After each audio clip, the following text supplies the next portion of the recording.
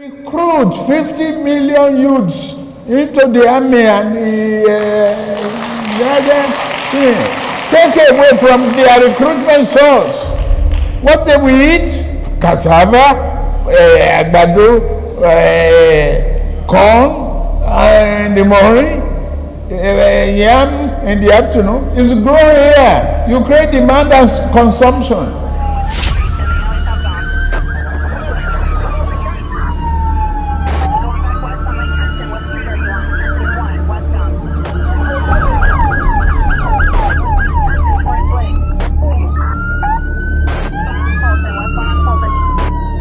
On October 11, 1990, federal agents from the U.S. Drug Enforcement Administration knocked on the front door of 460 Taft Place in the city of Gary, Indiana. Once a booming steel town with a population approaching 180,000 in 1960, Gary was one of a number of cities and towns across the U.S. suffering from severe population loss, among other adverse effects of overseas competition on their mainstay industries. From having over 30,000 employees at its peak in 1970, the city's main employer, U.S. Steel Gary Works, retained just 6,000 employees in 1990. Under these circumstances, this city and its 77% African American population were witnessing explosive growth in one of the only industries guaranteed to boom under such difficult circumstances. 42-year-old Lee Andrew Edwards was one of the entrepreneurs who had found a place in the heroin trafficking business, and by all accounts, he had done very well for himself. With the proceeds from his illegal business, he had bought 2 residential homes, including 460 Taft Place, an apartment building, a liquor store, and a new car, all paid for with cash. Now, according to court records from the United States Court of Appeals 7th Circuit, the DEA agents arrived at the property to execute a search warrant after a 7-month FBI investigation involving Edwards' brother, Jimmy, had implicated him as the narcotics kingpin of Gary. Edwards did not open the door for the agents, who were forced to break into the house. He then fired 3 gunshots at them, after which he surrendered. DEA agents found weapons including a carbine rifle, thousands of dollars in cash, drug prepping equipment including a triple beam scale, and several grams of cocaine and heroin powder in the house.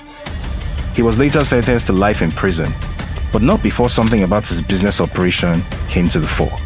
Federal investigators had determined that Edwards' heroin supply came from a Nigerian drug dealer in Chicago called Abiodun Agbele. Abiodun had earlier agreed to work for the feds in exchange for lighter sentencing, and as part of the plea deal, he revealed everything he knew about the heroin trade in Chicago. Located at the junction of 4 states with a combined population exceeding 27 million at the time, Chicago was a key trafficking hub in the American heroin trade, and as it turned out, the wholesale trade of an especially potent form of heroin from Southeast Asia in 1990 Chicago was controlled by Nigerian criminal gangs. The following excerpt is taken from the January 2001 Illinois Drug Threat Assessment published by the U.S. Justice Department's National Drug Intelligence Center. Nigerian criminal groups are responsible for wholesale distribution of most of the SEA heroin shipped into Chicago. SEA heroin, which is 80 to 90% pure, is being sold by Nigerian traffickers for $80,000 to $110,000 per kilogram. Wholesalers in Chicago usually sell heroin without cutting it to minimize the handling of the product and their exposure to law enforcement. Now, Agbele himself was no criminal mastermind, however. As he testified under oath, that honor belonged to a man who went by the name of Adegboyega Moise Akonde, who was apparently his uncle. Shortly after Agbele's arrival in the US, Akonde had taken him under his wing and showed him the ropes of wholesale heroin trafficking. When Akonde returned to Nigeria in mid-1990, Agbele was left in charge of selling regular heroin shipments from Nigeria to Lee Edwards and delivering the profits to his uncle.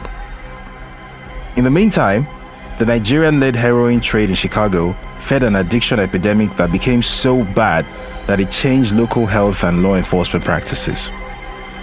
For the first time, providing addicts with free access to safe syringes and needles to ensure that they did not share them and possibly spread HIV became a core focus of public health policy. In other words, SEA heroin from Nigeria was so potent and addictive that public health policy in Chicago shifted away from trying to make heroin addicts stop using altogether to merely ensuring that they used safely. A notable organization that did such outreach work with heroin addicts was the Chicago Recovery Alliance. While researching this story, I reached out to its current executive director, John Werning, to get a sense of how the heroin epidemic changed law enforcement practices from the 1990s to date in Chicago. And his comments were very predictably grim. He said, "Heroin, of course, has consequences. But I think we would probably say that the more major impact is the draconian laws around how heroin was policed. I think that it's pretty well established that there was a very specific targeting of folks who use drugs generally, but also heroin in particular, and it was mostly targeted toward the policing of black and brown communities. That's not specific to Chicago. I think that's across the nation. But just in general, I think there was a lack of compassion by government entities to give people access to the treatment that they need, or non-violent drug possession and mandatory minimum sentencing. I mean, there's a ton of different aspects of this that absolutely eviscerated populations, particularly marginalized populations in Chicago, and that's probably the advocate's view on this. Now, whether or not that can be translated into a comment about the international drug trade, and specifically from, you said, Nigeria, I just don't know. But that's definitely more like domestic politics than international. Now, while all of this is going on, there was an interesting subplot taking place in the background. An accountant living in the Chicago area who worked for Mobil Oil Nigeria with a declared monthly income of $2,400 had just deposited over $1.4 million in the bank. He had no known source of income apart from his day job, but he had become friends with Akonde and Agbele, discovering one key piece of information in the process: drug dealers need accountants too. Soon, he will find himself holding and wiring money on behalf of a Nigerian heroin gang in Chicago. Fast forward a little bit to January 1992, and he will find himself the subject of a US federal investigation.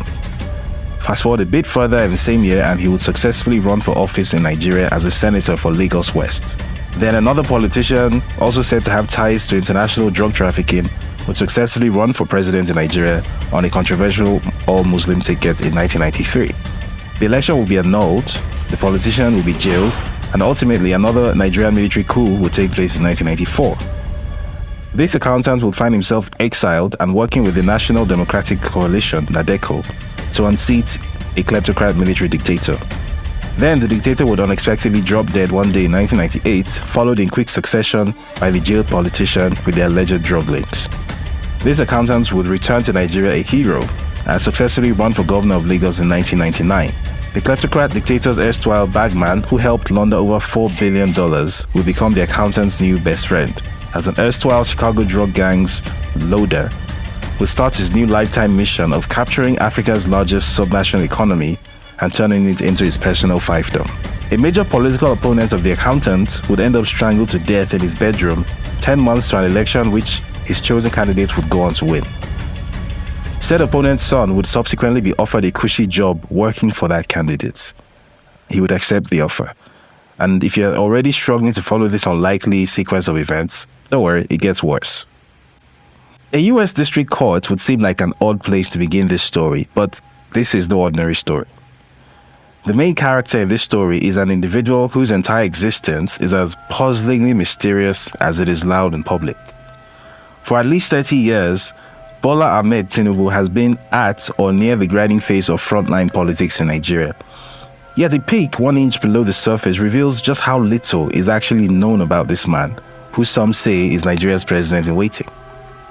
First of all, there is the age controversy. How old is the man really? What is his real date of birth? Short answer, no one actually knows.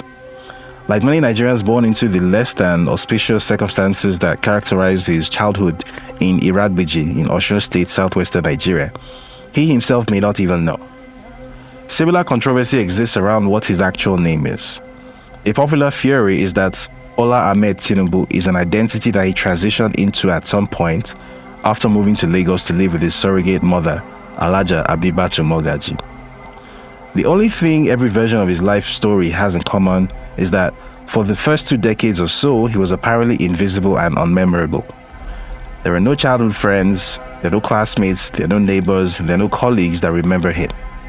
Sometime in the mid-1970s, however, he somehow materialized at the international airport in Lagos, holding a passport with a US visa and a one-way ticket to Chicago in hand. From his arrival in Chicago in 1975, his story then becomes easier to track and verify. So what do we know about this guy? We know that he spent 2 years gaining an associate degree at Richard J. Daley College in Chicago.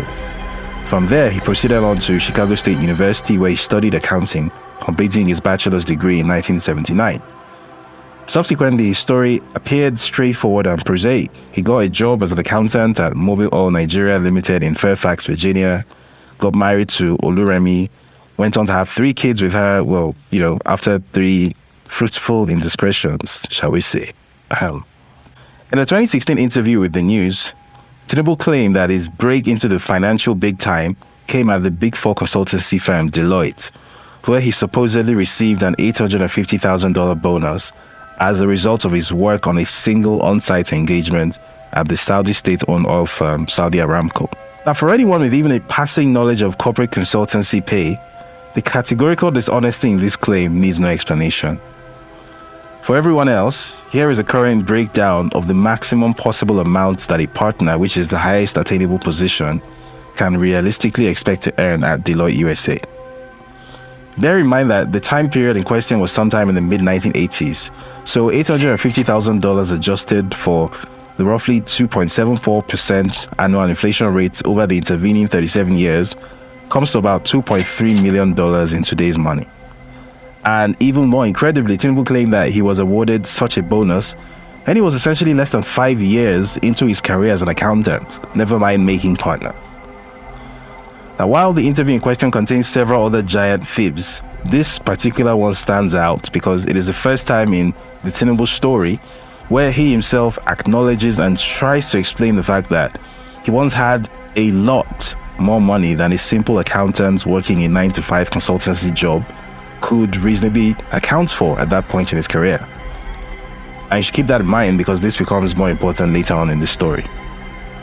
Now, in any case, one doesn't need an economic study or a Glassdoor salary survey to establish that Tinubu was blatantly lying about where the supposed $1.8 million sitting in his account came from.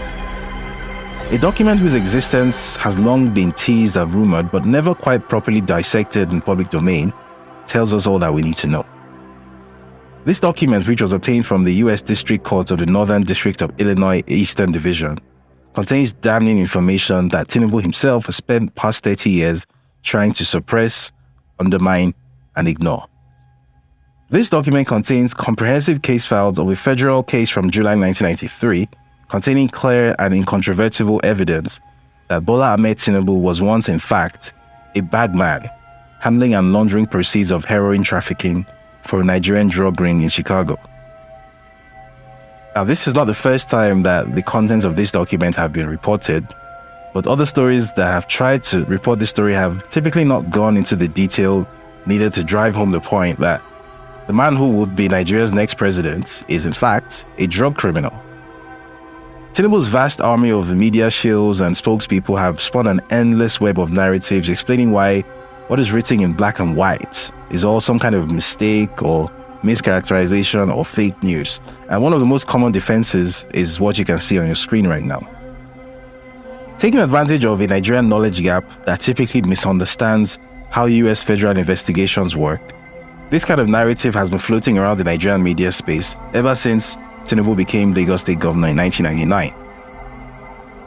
Now, explaining the efficiency of indictments in the US, H. Michael Steinberg, founder of the Steinberg Colorado criminal defense law firm, says, "What are the chances for a not guilty verdict if a federally charged criminal defendant takes the case to trial? Statistically, not very good. Currently, federal prosecutors tout above a 95% conviction rate. This is primarily due to the fact that most cases never make it to trial. Most defendants end up taking a plea bargain rather than risk a potentially much greater prison sentence which could be dealt them if they actually went to trial and lost." Now, what this means in other words is that America's feds are very good at their jobs, and the likelihood of a defendant in a federal case not being convicted is roughly 5%. Basically, not very good chances.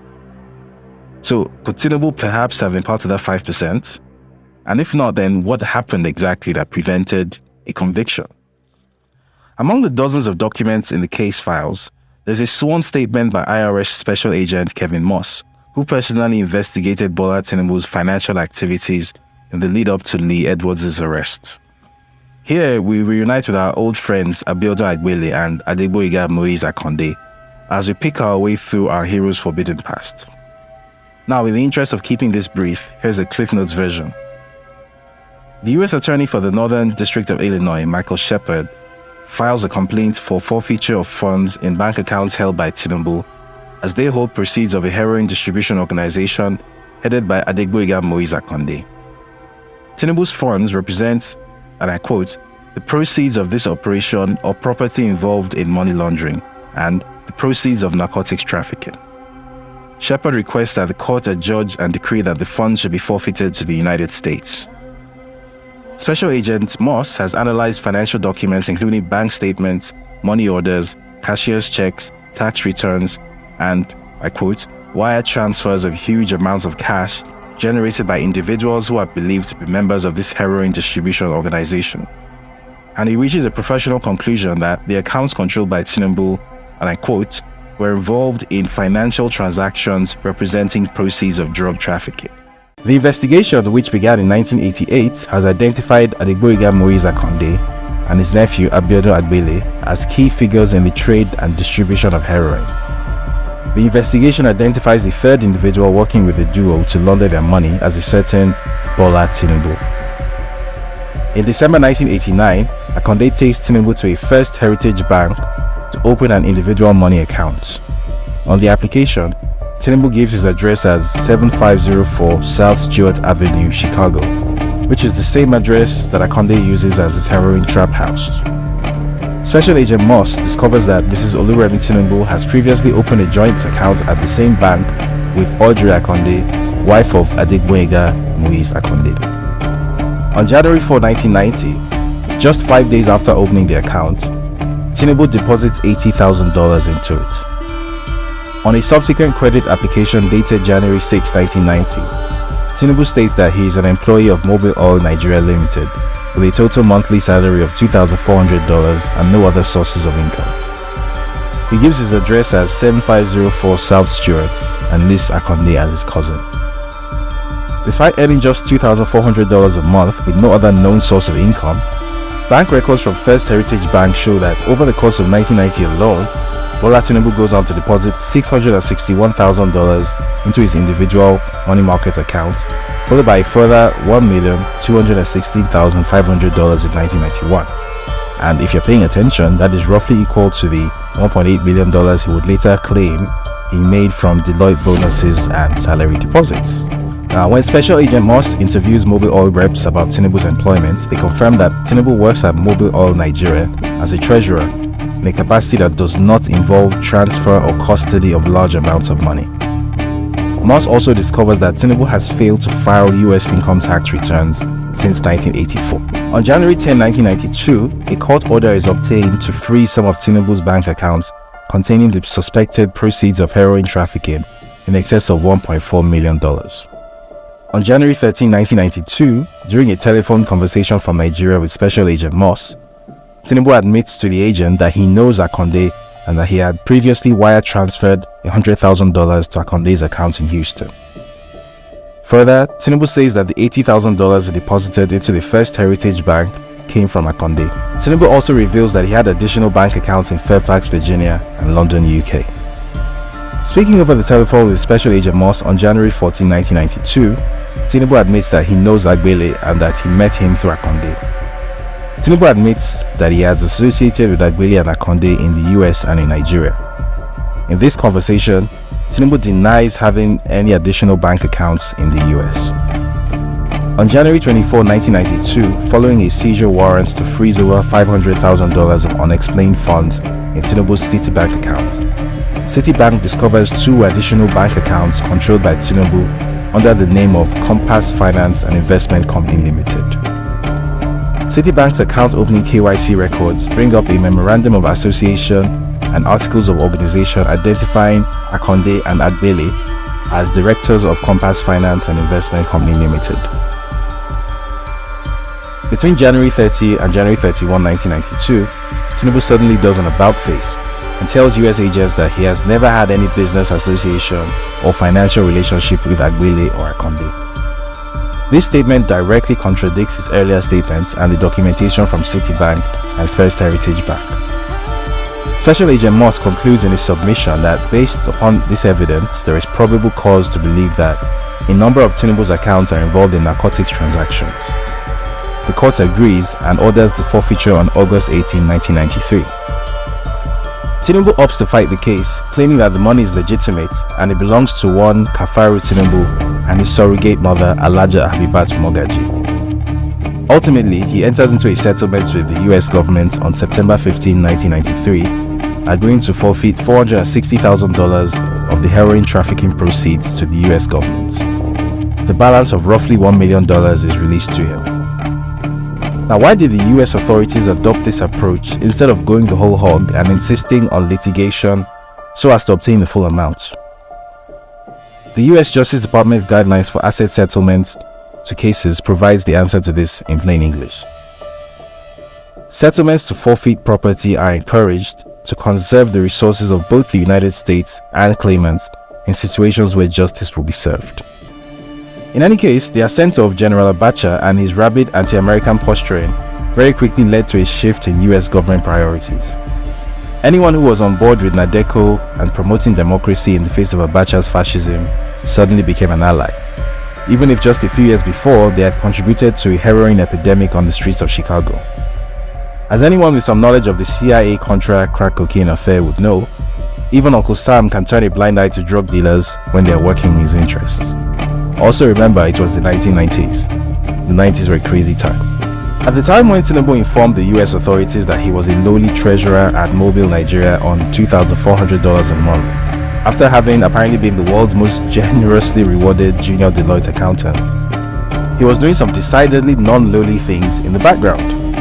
Now, while working on this story, a bit of research across US land registries threw up a few pearlers like this one from the Land Records Department at Prince George's County in Maryland. Now, on January 20, 1992, barely 10 days after IRS Special Agent Moss made first contact with Tinubu via telephone, Tinubu purchased a 4-bedroom, 3,016 square foot home at 10111 Limestone Court, Potomac, Maryland, for the miserly sum of $450,000, which he paid in full and upfront, by the way, no mortgage. Now, for reference, this is what this property looks like. This was about 10 days before he did his about-face to Agent Moss, denying having had any financial relationship with his heroin trafficking buddies, Agbele and Akonde. Now, the obvious question raised here is one about timing. Was Tinubu attempting to hide money from US authorities by parking it in real estate once he realized that they were onto him? Where did the funds to carry out this transaction even come from at a time when his accounts were being frozen right, left and center? Now, more real estate record searches raise even more questions about several other parts of the known Tinubu story, including his self-characterization as a bedraggled hero of the democratic struggle and the Nadeco movement under General Sani Abacha. Now, in the interview mentioned earlier, he claimed that following Abacha's coup and his eventual exit from Nigeria, that he was forced to live almost like a pauper after the Nigerian government stripped him of all that he had. Describing his weary but triumphant return home from exile, he said, "I came home with 3 pairs of trousers and 3 jackets. Meanwhile, I had no Victoria Island home to return to. It had been taken over by Abacha. They dispossessed me of the house as well as my office on Saka Tinubu Street, my vehicles and everything else I owned. They claimed they found bombs in it and dispossessed me of it. I was totally cleaned out. I had only 5 shirts, the £2,000 and the jackets."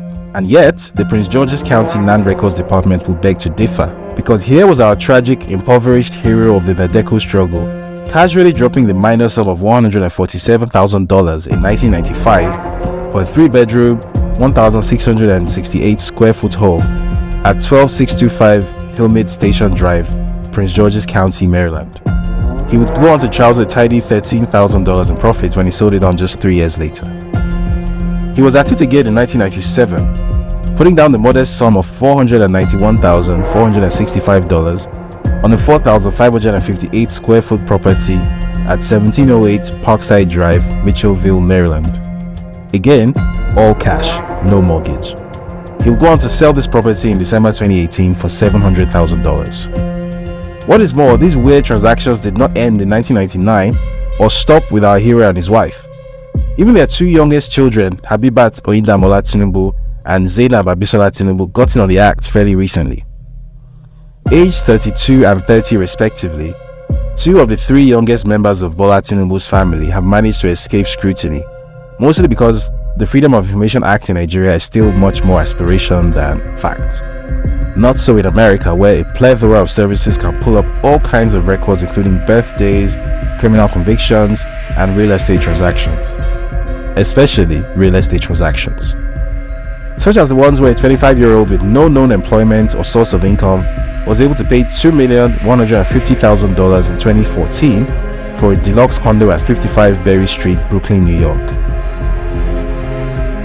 Full and upfront cash payment again, no mortgage. Or real estate transactions where the 25-year-old's 22-year-old sister, who was fresh out of music school with no known source of income, was able to pay $2,400,000 in cash to buy a deluxe apartment at 255 Hudson Street, New York, using the 1-inch thick fig leaf that was a company that she herself owned. It appears that Bola Tinubu's good fortune could be genetically transmitted. I mean, what are the odds that the only junior accountant in the world to earn an $850,000 bonus on a single engagement will turn out to have children who can buy luxury real estate in New York for millions of dollars while being unemployed with no known source of income? Not great chances, but here we are. Now, in the course of researching this story, a name that kept coming up repeatedly as a comparison to Nigeria's Teflon Asiwaju was a certain Moshood Kashimawo Olawale Abiola, MK Abiola. Now, when the Daily Beast took a stab at this story a few years ago, a tantalizing hint was mentioned in passing about an unimaginable parallel between 1993 and 2023. I reached out to everyone I could think of with some knowledge of the affair. Most declined to speak, citing some unspoken concerns. Only Professor Gary K. Bush, a notable African political risk analyst and one-time professor of African studies at the University of Hawaii, agreed to say his piece. His lengthy comment went as follows.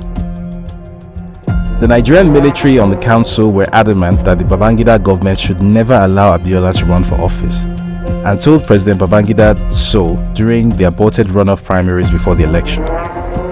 The basis for their concern about Abiola was the information and documentation being circulated in Washington, London, and Lagos of Abiola's alleged ties to the drugs business.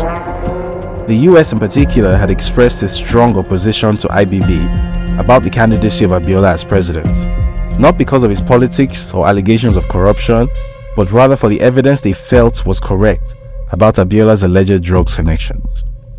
This issue was raised in the military council on 3 occasions, and Babangida was warned. He refused to take a decision until it was almost too late. US Ambassador Lannon Walker and the British consul visited IBB and warned him about Abiola, but Babangida dithered, which made the impact worse as the polling had begun. When he finally decided to intervene and stop the election, he precipitated the crisis of June 12. His friends in the military supported him but felt let down by IBB's lack of decisiveness. While there was consternation in Nigeria about the ouster of Abiola, the major international partners of Nigeria were not upset or concerned because they knew what the reasons were for the development. So was the 1993 election annulled because of MK Abiola's alleged drug ties? Bola Tinubu, for one, would certainly hope not. Not only does he have very real and proven ties to the drug trade, in addition to explicitly positioning himself as the assumed successor to MKO as the political leader of Nigeria's Yoruba ethnic group, but he has also picked a fellow Muslim as a running mate ahead of next year's election. The only other electoral frontrunner in Nigeria's history to do that was, no prizes for guessing, that guy. Still, if anyone can manage to avoid having this particular bolt of lightning strike twice, it could well be Bola Ahmed Tinubu, the luckiest politician in Africa. I mean, when he needed money to launch a political career in the 90s, he apparently had $1.8 million saved up from bonuses and salary payments as a junior accountant at Deloitte, which obviously was very handy. When his chosen successor as Lagos State Governor faced a near-certain electoral defeat in 2007, the more popular frontrunner coincidentally turned up dead inside his bedroom in Dolphin Estate, Ikoyi, one of the safest neighborhoods in Nigeria. He had been strangled to death. Naturally, the chosen successor then won the election, which was a happy coincidence. When he backed a candidate against the incumbent president in 2015, His good friend Gilbert Chaguri, the former kleptomaniac dictator's bagman, happened to have an excellent relationship with US Secretary of State Hillary Clinton.